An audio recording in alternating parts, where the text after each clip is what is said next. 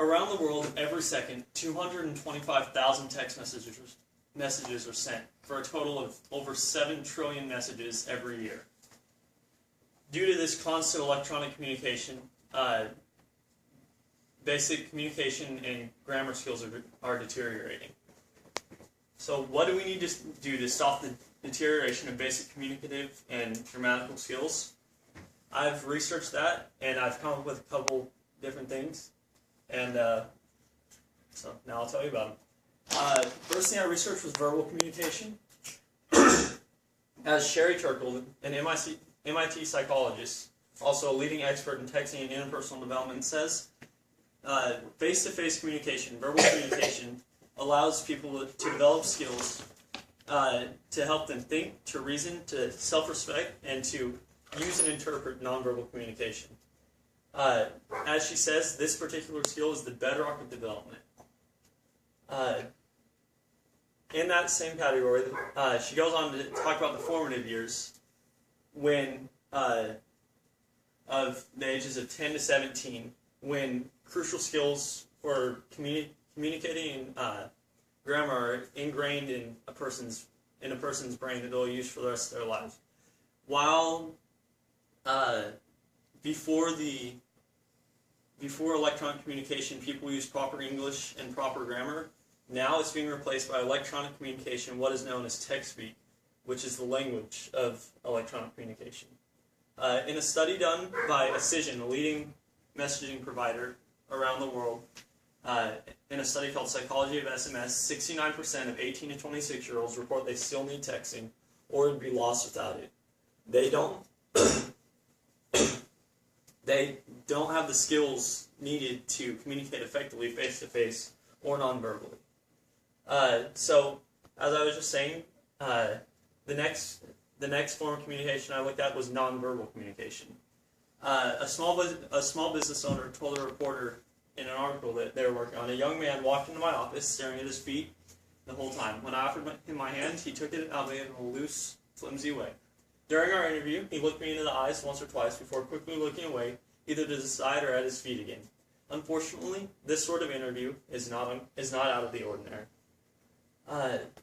Anthropologist Edward T. Hall, who dedicated his career to the study of nonverbal communication, has come up with a theory of sort to describe nonverbal communication as not supplemental, but as a separate language of its own. And as he said, silent fluency requires acculturation. Unfortunately, due to the constant use of electronic communication, acculturation won't be possible for much longer, because no one is developing the skills they need to communicate effectively face-to-face, and so there won't be anything to teach new people. However, nonverbal communication is obviously ingrained within communication, as even electronically, people still try and show their emotions, still try and let people know how they're feeling with the emoticon. It supplements text speak, but it is, however, not nonverbal communication.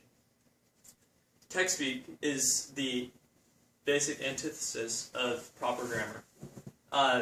It's formed by removing vowels, by removing punctuation, and using acronyms such as OMG or LOL for longer phrases. When using text speak, a study done by Pennsylvania State University showed that teenagers weren't able to code switch, which is switching between two grammatical standards such as proper English and text speak. They weren't able to do. The teenagers that were using text speak weren't able, or they scored significantly lower than those who used proper English. Searching for text message acronyms on the internet results with lists with thousands and thousands of acronyms used in text speak. So why won't it stop? There's 3 basic reasons. Neuroscientist and sleep doctor Michael Safer found that when sending and receiving messages, the same part of the brain lights up when an addict uses heroin or cocaine. What does this mean? It means that texting and other forms of electronic communication are addictive. Second reason is the simplicity and effective use of time. When using electronic communication, you don't have to stop what you're doing to have a whole conversation as you would over the phone. You can sit there, send your message, and get on with your life. The third reason is constant inclusion. As human beings, we like to feel included. We like to, even if we can't participate in the activity at hand, we like to know what's going on. Kind of as a confidence thing. So, electronic communication is now the predominant form of informal communication. However, that's not so in the business. That's not so in the business world. Proper English and proper grammar is still required, and it's no longer being taught. So, what will happen when the teenagers of today that are using electronic communication are no longer?